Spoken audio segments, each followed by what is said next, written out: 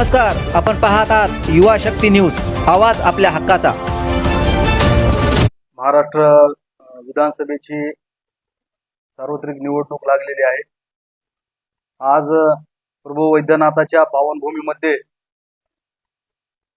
मी आज सन्माननीय राजसाहेब यांच्या आदेशाने आमचे नेते दिलीपजी धोत्रे, पक्ष निरीक्षक, जिल्हा पक्ष निरीक्षक सन्माननीय सलीम मामा शेख, नरेंद्रभाई तांबोळी आणि जिल्हाध्यक्ष श्रीरामजी बादाडे आणि माझ्या येथील सर्व माझे सहकारी शहराध्यक्ष वैजनाथ कळसकर, जिल्हा उपाध्यक्ष दत्तात्रय दहिवाळ आणि सर्व आमची जी इथे टीम आहे त्यांच्या उपस्थितीत मी आज महाराष्ट्र नवनिर्माण सेनेचा उमेदवारी अर्ज भरलेला आहे। आज उमेदवारी अर्ज भरत असताना छत्रपती शिवरायांचं शासन, छत्रपती शिवरायांचं स्वराज्य, डॉक्टर बाबासाहेब आंबेडकरांचं मार्गक्रमणाने बाबासाहेब आंबेडकरांनी ज्या पद्धतीनं या देशाला संविधान दिलं, त्या संविधानाची कुठंतरी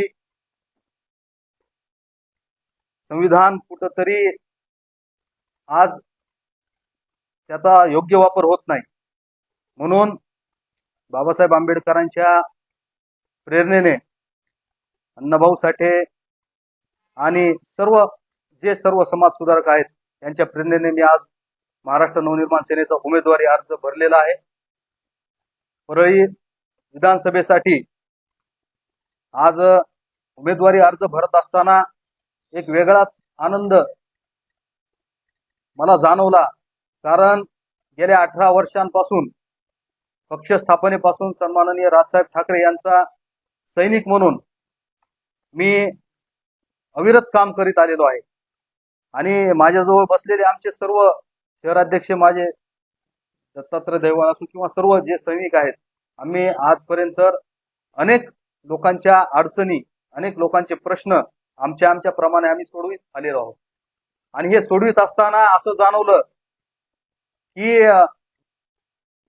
ज्याप्रमाणे सन्माननीय राजसाहेब ठाकरे यांनी विकासाची ब्ल्यूप्रिंट महाराष्ट्रासाठी सर्व महाराष्ट्राला दाखवली होती, तीच ब्ल्यूप्रिंट आम्ही या परळी मतदारसंघासाठी त्याचप्रमाणे सन्माननीय राजसाहेबांच्या मार्गक्रमणाने आम्ही ती ब्ल्यूप्रिंट परळी मतदारसंघासाठी तयार करणार आहोत। कारण गेल्या 18 वर्षापासून काम करत असताना येथील अनेक गंभीर समस्या आणि गंभीर प्रश्न आम्हाला जाणवते। समस्या अनेक आहेत, परंतु फक्त पैशातून सत्ता आणि सत्तेतून पैसा याचंच समीकरण यांना जमलेलं आहे। विकासाचं समीकरण यांना जमलेलंच नाही। विकास म्हणजे काय असतो? आज आपण देशाला 74 ते 75 वर्ष स्वातंत्र्य भेटलेलं असताना सुद्धा या ठिकाणी आपल्याला सर्वात महत्वाचा प्रश्न जो आहे तो प्रदूषणाचा प्रश्न, गेल्या अनेक वर्षापासूनचा जो प्रदूषणाचा प्रश्न आहे, तो प्रदूषणाचा प्रश्न कोणत्याही जबाबदार अशा नेत्यांना आपल्या अजेंड्यावर घेतलेला नाही। फक्त आणि फक्त परळीकरांना आश्वासन देऊन प्रदूषण अधिक कसं गडद होईल त्याचीच त्यांनी दखल घेतली। दुसरा मुद्दा आहे सुशिक्षित बेरोजगारांचा, युवकांचा। आम्ही माग थर्मल पॉवर प्लांट मध्ये जे लेबर आहेत, कामगार वर्ग आहे, जवळजवळ 3 ते 3.5 हजार कामगार वर्ग त्या ठिकाणी काम करतो, परंतु आज तिथली परिस्थिती अत्यंत बिकट आहे। त्या कामगार वर्गासाठी आम्ही 2017-18 मध्ये महाराष्ट्र नवनिर्माण सेनेकडून अर्धनग्न आंदोलन पॉवर प्लांटच्या बाहेर केलं होतं आणि त्यांना हेल या कंपनीकडून त्यांची जी पिळवणूक झाली होती त्याचा मोबदला आम्ही त्यावेळेस त्यांना जवळजवळ 40 ते 42 लाख रुपये त्या कामगारांना आम्ही मिळवून दिले होते। हे महाराष्ट्र या परळीच्या इतिहासातील पॉवर प्लांट मधील सगळ्यात पहिलं आंदोलन होतं आणि ते आंदोलन आम्ही यशस्वी करून दाखवलं, परंतु ते आम्हाला सातत्य त्याच्यात टिकवता आलं नाही, कारण इथली परिस्थिती अत्यंत गंभीर आहे। लेबरचे खूप प्रश्न आहेत, युवकांचे खूप प्रश्न आहेत, बेरोजगारी खूप आहे आणि शिक्षणाचा प्रश्न आहे। शिक्षण तर आज आपल्याला माहिती आहे या ठिकाणी इंजिनिअरिंग कॉलेज असताना पण त्याची परिस्थिती आपल्या सर्वांना माहिती. म्हणून आरोग्याचा जो प्रश्न आहे, आरोग्याचाही अत्यंत गंभीर प्रश्न आहे. ग्रामीण भागातील लोक अत्यंत सिरियस ज्यावेळेस होतात त्यावेळेस मी पाहिलेलं आहे की रात्रीचे ते 3-3 आणि 4-4 हॉस्पिटलला चक्कर मारतात. परंतु त्यांना अक्षरशः काही काही पेशंट दगावलेत. मग आपल्याला जर ह्या ठिकाणी मतदारसंघाचा विकास म्हणजे काय, तर मानवी विकास. तुम्ही जर लोकांसाठी जर लोकांसाठी जर तुम्ही 24 तास उपलब्ध आहेत असं सांगतात, परंतु रात्रीच्या वेळेस ज्या पेशंटची हाल आपल्याला बघवली नाही, म्हणजे ती अशा पद्धतीनं काही काही लोकांचा जीव गेला त्याच्यामुळे. या ठिकाणी आरोग्याचे प्रश्न आहेत, शिक्षणाचे प्रश्न आहेत. आपल्या येथील सर्वात महत्वाचा जो ब्रिज आहे श्यामाप्रसाद मुखर्जी उड्डाणपूल, त्या उड्डाणपुलाचा प्रश्न आहे. अनेक लोकांचे जीव गेले त्याच्यामध्ये. त्या उड्डाणपुलाची पण परिस्थिती खूप बिकट आहे. आम्ही त्याच्यासाठी जवळजवळ 2010-11ला प्रतिकात्मक आंदोलन केलं होतं आणि त्या आंदोलन त्यावेळेस आम्ही बायपासची मागणी केली होती. त्या आंदोलनाच्या वेळेस आम्ही तिथं भीक मागू पण आंदोलन केलं होतं. त्या आंदोलनाची दखल घेऊन आता बायपास झालेला आहे. परंतु बायपास झालेला असतानाही अजूनही राखेचे काही टँकर जे आहेत ते राखेचे टँकर शहरातून जातात. ही एक प्रमुख मागणी आहे की राखेचे जे टँकर आहेत ते शहराच्या बाहेरून गेले पाहिजेत. अशा प्रकारचे अनेक मुद्दे, ग्रामीण भागातले मुद्दे, सिरसाळ्याच्या बस स्थानकाचा मुद्दा आहे, आपल्या धर्मापुरीचा जो सांस्कृतिक वारसा आहे किल्ला आपला, त्याचे प्रश्न आहेत, सिरसाळ्याच्या विकासाचे मुद्दे, तिथल्या बाजारपेठेचा मुद्दा आहे. दाखवले जात आहे. MIDC अद्यापही त्या MIDCचा जमीन आपल्याला अधिग्रहण करता आली नाही. जे क्रीडांगण होतं, क्रीडांगण पण आता कुठंतरी ते मंजूर झाले, परंतु ते मंजुरी होत असताना अशा ठिकाणी मंजूर झालंय की ज्या ठिकाणी रोजगार उपलब्ध होण्यासाठी काहीतरी तिथं एखादा प्रोजेक्ट आणायला पाहिजे होता. क्रीडांगणासाठी दुसरी जागा करायला पाहिजे होती. त्या ठिकाणी एखादा जर प्रोजेक्ट आला तर आपल्या 4 लोकांना, परळी शहरातल्या आजूबाजूच्या ग्रामीण भागातल्या मुलांना काम लागतील. प्रोजेक्ट खूप महत्वाचे पाहिजेत. आपण सांगतो दुसऱ्या शहराचा विकास आपण सांगत राहतो, पण आपल्याला काहीतरी केलं पाहिजे. या मतदारसंघाचा आणि या शहराचा सर्वांगीण प्रदूषण मुक्त विकास, आपल्या लोकांना रोजगार भेटला पाहिजे. आपल्या इथे इतके प्रभू वैद्यनाथाचं तीर्थस्थळ आहे, कुठंतरी कॉरिडॉर करून काहीतरी उत्पन्न तयार होईल, लोकांना रोजगार भेटल, काहीतरी ते केलं पाहिजे. आपल्या इथं रेल्वे स्थानक आहे, मला तर वाटतंय निजाम काळातलं ते रेल्वे स्थानक आहे. आणि या जो आपलं जंक्शन आहे, सिकंदराबादचे डिव्हिजन आहे, त्या सगळ्यात जास्त इन्कम सोर्स करून देणार आपलं जो रेल्वे स्थानक आहे. म्हणून ह्या सगळ्या गोष्टींचा वापर करून आपण कुठेतरी विकासात्मक आपण याचा चर्चा केली पाहिजे. राहिला मुद्दा आता आपल्या महाराष्ट्र नवनिर्माण सेनेचा, सन्माननीय राजसाहेब ठाकरे यांनी जी व्हिजन घेऊन या महाराष्ट्रामध्ये सर्व ठिकाणी जे तरुण उमेदवार उभा केलेत, सगळ्या तरुण उमेदवारांमध्ये एक काहीतरी व्हिजन आहे, स्पार्क आहे, काहीतरी करून दाखवण्याची त्यांच्यामध्ये एक धडपड आहे.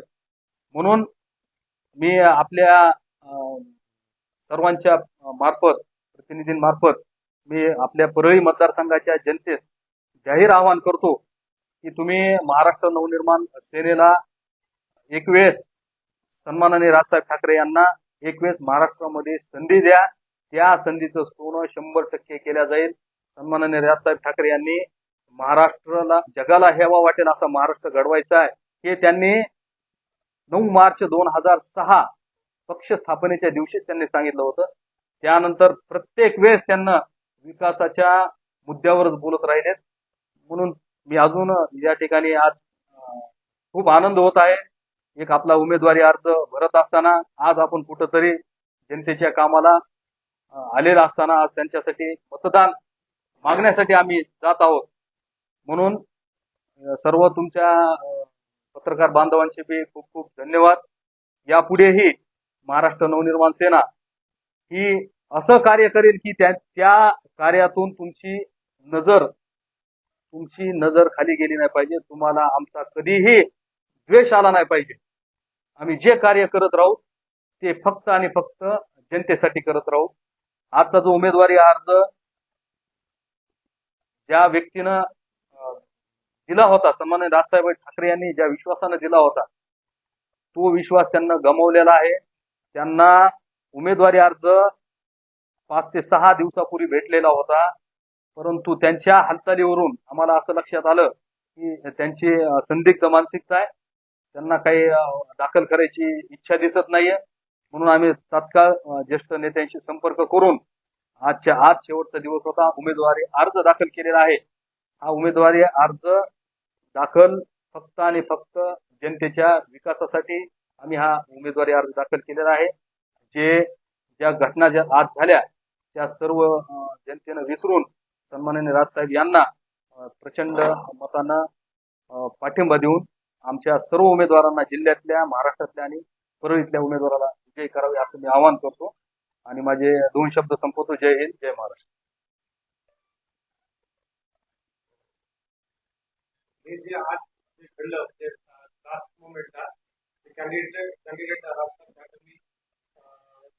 त्यांनी फॉर्म घेतला त्यांनी लास्ट मोमेंटला काय नेमकं कारण काय दबाव आहे काय? नाही, ते राजकारणामध्ये दबाव हा घ्यायचाच नसतो.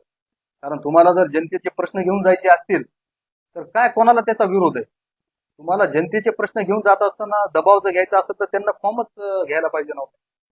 तर जरी घेतला तरी तो फॉर्म संदिग्ध अवस्थेत असल्यामुळे आम्हाला एक वाटलं होतं की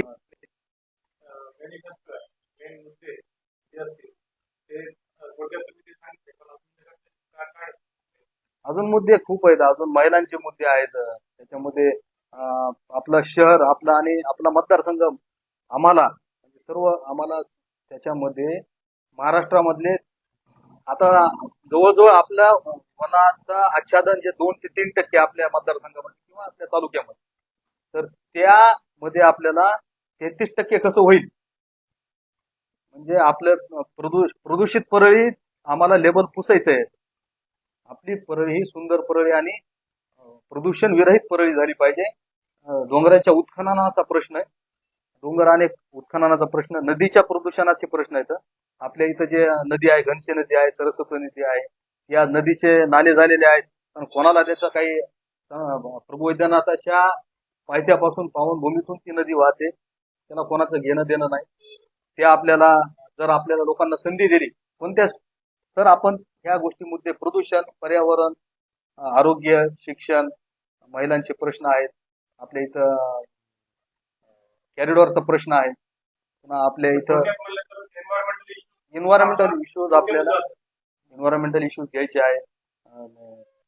रेन वॉटर हार्वेस्टिंग जास्त प्रमाणात झालं पाहिजे, त्याप्रमाणे आपण घेऊ पुढे. पुन्हा इफ्लुएंट ट्रीटमेंट प्लांट, पाण्याचे जे वॉटर ट्रीटमेंट प्लांट अनेक खूप पद्धती चांगले झाले पाहिजेत, जेणेकरून या परिसरामध्ये प्रदूषित पाणी आलं नाही पाहिजे. असे अनेक मुद्दे आहेत ज्याच्यामध्ये फक्त आम्हाला महाराष्ट्र नवनिर्माण सेना या पक्षाला जातीविरहित आम्हाला लोकांकडे जाऊन मत मागायचं. आपण नेहमी आक्रमक असतात, पण एक दोनदा आपण वैद्यनाथ मंदिराचं नाव घेतात. परवा वैद्यनाथ मंदिर चालू होतं, त्यावेळेस म्हणजे नवनिर्माण सेना आक्रमक नाही, कारण काय? नाही, आपल्याला तो काय त्याचा प्रश्न येतो.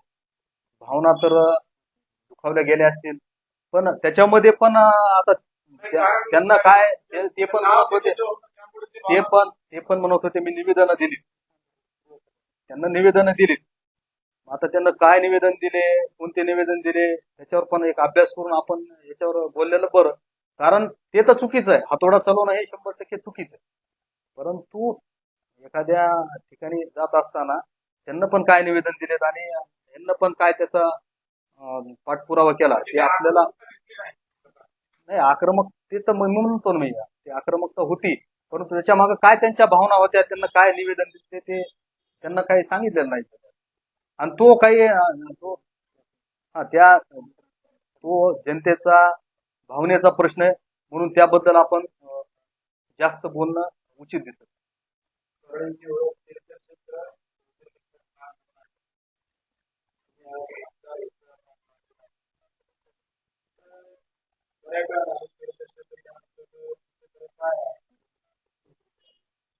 पर्यटनाच्या संदर्भात जर सांगायचं झालं, पर्यटन विकास निधी आपल्या इथं खूप आलेला आहे. पर्यटन विकास निधी किंवा पर्यटनाचा सर्वात महत्वाचा मुद्दा आपल्या इथं जो मेरुगिरी पर्वत आहे, त्या पर्वताचा त्या भागाचा विकास जसं शेगावच्या धर्तीवर ज्या प्रकारे त्या ठिकाणी एखादे बाहेरचे जे भक्तगण आलेले असतात, भक्तगण जे आलेले असतात ते भक्त म्हणूनच येतात, ते इथं पर्यटक म्हणून येत नाही.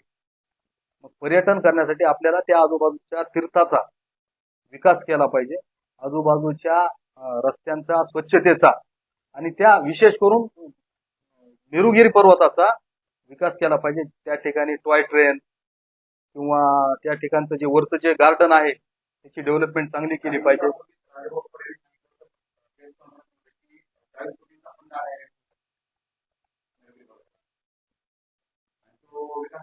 विकास तर काहीच नाही ना. त्या खूप वर्षापूर्वी तिथे जवळजवळ 30 ते 40 हजार वृक्षारोपण केले होते. मग ते आपल्याला टिकवता येत नाही तर ह्या 40 कोटी फंड घेऊन काय. त्यावेळेस आम्ही आवाज उठवला होता ना. आम्ही मेरुगिरी त्यावेळेस पण आम्ही आवाज उठवला होता की बाबा अनेक वेळेस जिल्हाधिकारी ज्यावेळेस येतात, ज्यावेळेस जिल्हाधिकारी या ठिकाणी येतात, ज्यावेळेस मंत्री येतात, बाहेरचे मुख्यमंत्री येतात, प्रत्येक वेळेस आम्ही त्यांना इथल्या पर्यटनाच्या संदर्भात निवेदने दिलेली आहेत आणि आम्ही प्रत्येक वेळेस बोललेलो पण.